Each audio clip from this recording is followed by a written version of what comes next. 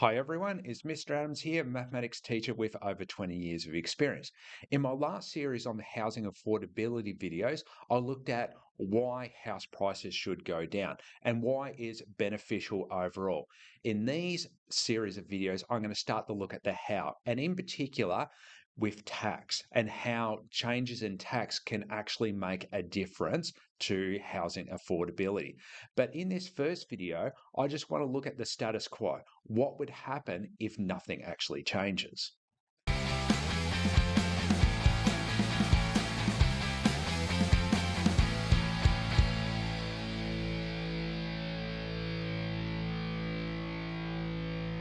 I'm going to start off by saying that I've been wrong in the past. I've expected house prices to fall since about 2005, and I've been continuously wrong in this aspect.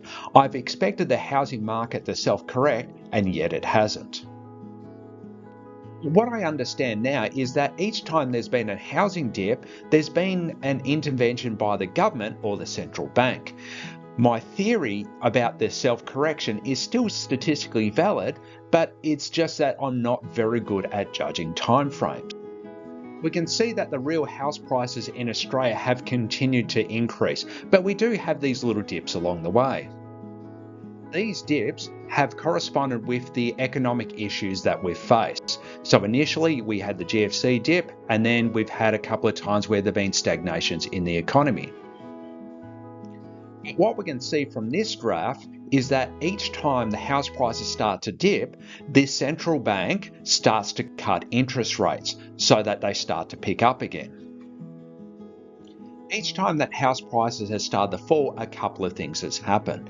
The Reserve Bank of Australia has responded by cutting interest rates. The government of the day has been giving people more money. Now, this accurately explains 3 out of the 4 small declines that we've seen. 2023 decline was different. The Reserve Bank of Australia rapidly increased interest rates, which would expect house prices to further go down. The government of the day didn't give people more money, but what it did do was rapidly increase migration. Now, this combined with an inability of the construction sector to actually build enough homes, so what ended up was we had an overall shortage, which then pushed house prices back up again. When house prices fall, the government and or the Reserve Bank will intervene in such a way to increase house prices again. Now, to be fair, house prices are only part of the things that they consider. These are some things I believe, that without intervention, house prices would have fallen. The government will continue to intervene if house prices start to fall. The government doesn't want tax changes to make house prices fall. But this is why I created a whole series of videos about why it would be good if house prices went down. Because without that, well, anything I say from here is going to be irrelevant, because even if I come up with ideas to make house prices going down, if the government doesn't want that to happen, if there's not that economic case, well, then it's not going to happen. This is one of the more interesting graphs that I've seen over the last few years. And what it is the mortgage to wage ratio. So back in the early 80s, it was about 1 to 2. So it means that your mortgage was initially twice as much as what you were earning. Now it's up to 8 times more. Let's point out the obvious here. House price growth has outstripped wage growth since the early 1980s. The trend for house price growth is continuing up, and future generations look like owning a home is going to become far more difficult. Let's point out the not so obvious. There is a limit to how high mortgages can go in respect to wages. Investors can only get historically high returns on housing investment if this ratio increases exponentially.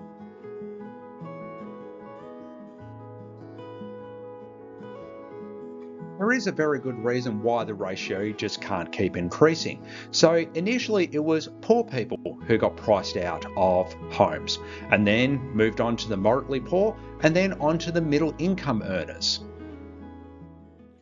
Now we've got the ratio of 1 to 8. Wealthy young people who don't have access to the bank of mum and dad have also been priced out. So what will happen in another 20 years? Well, if the trend keeps continuing, the ratio is going to be 1 to 16. Now, this will further narrow the pool who can afford homes beyond the rich, but to the very rich. To just maintain the price and not increase it, those who can afford homes would have to buy more of them, but they would struggle to buy them because of the price. So there is this limit. The higher the house price, the less people who can afford them. The more houses that someone has to buy to just maintain the price. There is a point where this breaks down, however, I don't know where that is.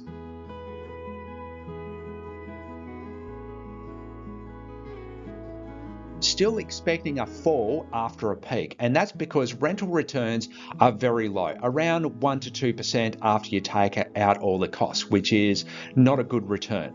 Investors buy houses on the basis that house prices will continue to grow, and not just grow at 1 or 2%, but at a rate that's above wage growth, in which case they're expecting that houses will become more unaffordable. Let's look at the scenario where the mortgage to wage ratio remains the same and see what the returns will be. So this is the situation where as wages go up, house prices go up at the same rate. Now, to be clear, this means that there is the exact same level of housing unaffordability as there are today. Now, if that happened, would have wage growth and house price growth around 3%. The rental yield was 1 to 2%. So this is on par with a high interest bank account. Let's recap this a little bit. As the mortgage to wage ratio keeps increasing, it's going to price out more and more people and richer people. These remaining people would actually need to buy more and more houses just to keep the house prices rising. Now, if it doesn't keep rising, even if it just starts to go at the same rate as the wage increases, the returns return to something so small that it ends up being not worth investing in.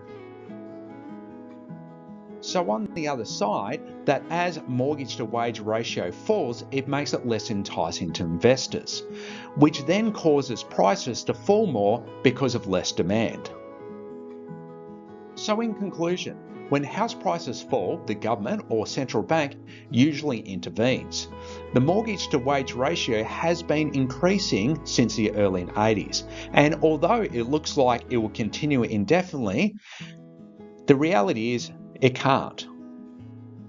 When the mortgage to wage price stops growing, the returns greatly reduces for investors. Now, when it stops growing, there is less incentive for investors to buy housing. This in turn reduces the demand and then further reduces the prices. I believe it will come to pass if all other conditions remain the same. Now, I don't know when it will happen. I've been sort of predicting house price falls since 2005, but I now understand why I've been wrong and why I can be right in the future. But this is cold comfort for those who want to buy a home today. So what I'm going to do is look at ways we can actually make that happen. Thanks for watching. Please subscribe and hit the like button. Please leave a review and a comment. Not a financial advisor, I'm a mathematics teacher with over 20 years of experience. Please read the disclaimer.